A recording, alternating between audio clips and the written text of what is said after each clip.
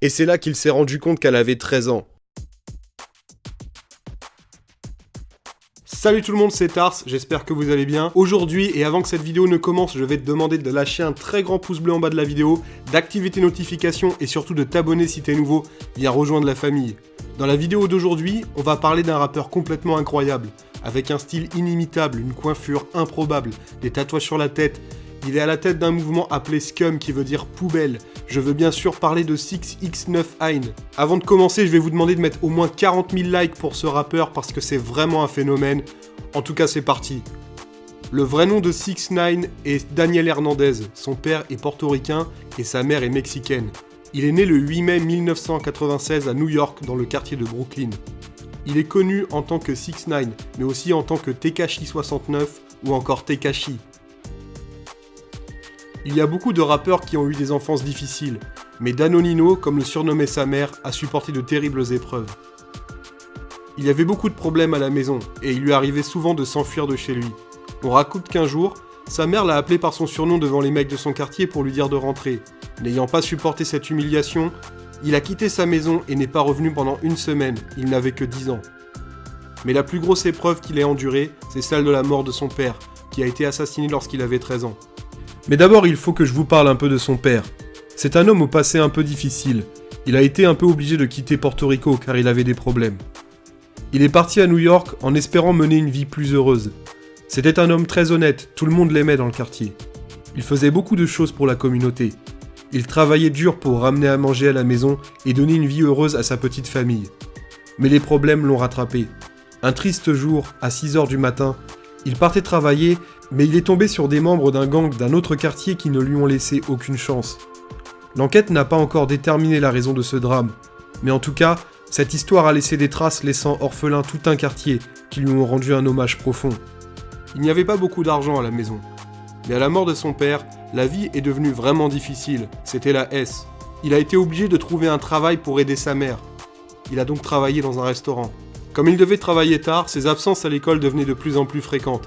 C'est ainsi qu'il a été viré de l'école alors qu'il n'était qu'au collège. Le besoin d'argent se faisait de plus en plus sentir. Un jour, des connaissances de son quartier qui étaient dans un gang lui ont dit qu'il était possible de gagner beaucoup plus en vendant de la drogue. C'est là qu'il s'est retrouvé face à un dilemme. Il voulait aider sa mère, mais il savait que celle-ci, très religieuse, refuserait l'argent de la drogue et ne supporterait pas que son fils devienne un trafiquant de drogue. Mais l'appât du gain a été trop fort. Il a donc succombé à l'appel de l'argent facile. Pendant les premiers mois, il a réussi à cacher son activité à sa mère. Il continuait à travailler au restaurant pour assurer une sorte de couverture. Il disait qu'il faisait des heures supplémentaires dans un autre restaurant pour donner une excuse à sa mère pour les soirs où il rentrait très tard. Au début, les apparences étaient sauves, mais les billets ont vite commencé à s'accumuler. Il avait trouvé un endroit pour cacher ses billets. Sa technique était d'ouvrir des bouteilles de déodorant vides dans lesquelles il cachait les billets. Sa technique était bien rodée, il l'avait vu dans une vidéo sur internet. Le bruit lorsqu'on secouait les bouteilles pleines de billets ressemblait à s'y méprendre à celui du déodorant. Mais très vite, les bouteilles commencèrent aussi à s'accumuler. L'anecdote, c'est qu'un jour, sa mère, étonnée par le nombre de bouteilles de déodorant, lui a demandé pourquoi il en avait autant. Il lui a répondu ce qui lui est passé par la tête à ce moment-là. Il lui a dit « Je collectionne les bouteilles de déodorant ». Sa mère a été surprise, mais n'a pas eu de doute à ce moment-là. Avec le temps, Daniel gagne de plus en plus d'argent. Il commence à acheter des produits de valeur. 50,000. And we talking about the zeros. You know Oh what I'm saying? man, Oh, come on, motherfuckers Peak. ain't ready for this shit though. that's a new peak. You wasn't ready with this bullshit. What's Bro, that, man? The motherfuckers that be on that bullshit. Man, y'all see get it? hypnotized. Anyway, man. Anyway it goes, still 6ix9ine, man. Still 6ix9ine. Anyway. Il commence aussi à se tatouer des 69 partout et prend des poses avec des bitches. Tout cela commence à faire beaucoup pour sa mère. Elle se rend vite compte que les heures supplémentaires à KFC ne peuvent pas tout expliquer, c'en est trop. Elle décide alors de le surveiller. Un jour, elle partit faire le ménage dans la chambre de Danonino. Elle fait tomber une bouteille de déo, qui avait été mal fermée. Elle regarde dans la bouteille et découvre qu'il y avait caché 10 000 $ en liquide et en pièces de monnaie. C'est là qu'elle a compris que toutes les bouteilles contenaient de l'argent. Elle avait fait le calcul rapidement dans sa tête. Peut-être qu'elle se trompait, mais elle avait estimé qu'il y avait 263 000 $ en liquide dans cette chambre. Ce n'était plus possible de croire que faire des frites dans un KFC permettait de sortir autant d'argent. Il devait gagner de l'argent dans une autre activité. Mais laquelle ? Un jour, elle décide de poser simplement la question à un ami de Daniel qu'elle croise souvent en bas. Elle lui demande « Comment fait Daniel pour gagner tout cet argent ?» Son ami lui répond « Bah il vend de la drogue ». Et là c'est le drame, le monde s'effondre devant ses yeux. Elle décide alors de chasser Daniel de la maison. Commence alors pour 6ix9ine une nouvelle vie. Il dort tour à tour chez des amis, puis commence à traîner dans des squats.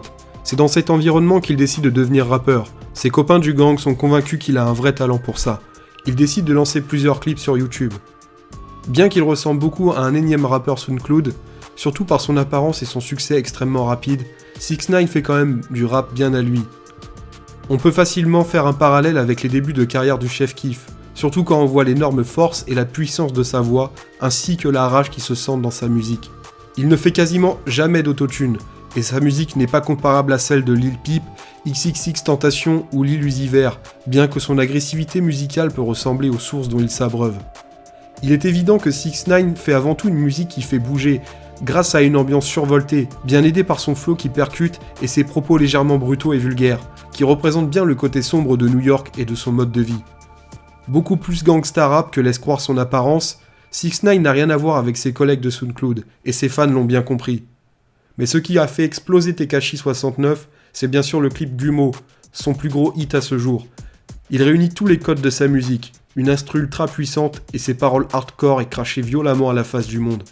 Dans son hit Magnolia, Playboi Carti déclare « In New York, I Millie Rock » en parlant de la célèbre danse. Tekashi lui répond « À New York, mes gars ne dansent pas le Millie Rock, mes gars font de l'argent ». Ça symbolise bien l'état d'esprit débrouillard du rappeur de Brooklyn. 6ix9ine a pu rapidement enchaîner après le succès de Gummo grâce aux morceaux Kuda et Keke en featuring avec Fetty Wap. Au cumulé sur YouTube, ces 3 derniers morceaux atteignent des millions de vues, ce qui montre que Tekashi a percé à la vitesse de la lumière.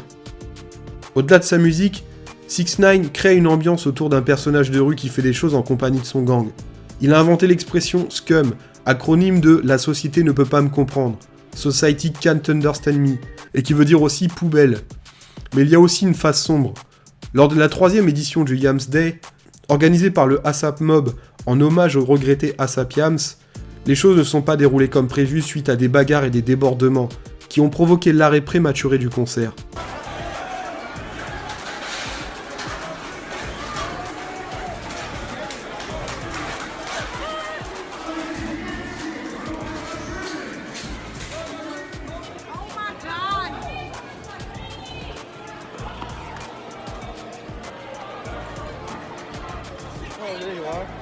Et selon les témoignages des gens présents sur place, 6ix9ine et son crew seraient impliqués dans les échauffourées, notamment avec des fans. Un événement qui montre bien une chose, 6ix9ine est un garçon torturé, qui n'hésite pas à faire preuve de violence. Mais c'est surtout pour des faits beaucoup plus graves que le rappeur est dans la tourmente. 6ix9ine est en effet poursuivi pour détournement de mineurs, suite à la divulgation d'une vidéo vieille de 4 ans, dans laquelle on le voit en compagnie d'une jeune fille légèrement vêtue, qui avait à l'époque 13 ans, alors que Daniel en avait déjà 18, soit l'âge de la majorité sexuelle aux États-Unis. Tekashi ayant plaidé coupable, il risque jusqu'à 3 ans d'emprisonnement, ce qui pourrait faire beaucoup de mal à sa carrière. Ce détournement de mineurs a poussé Pierre Bourne et Trippie Redd à s'éloigner de son entourage et à ne plus vouloir être lié à 6ix9ine.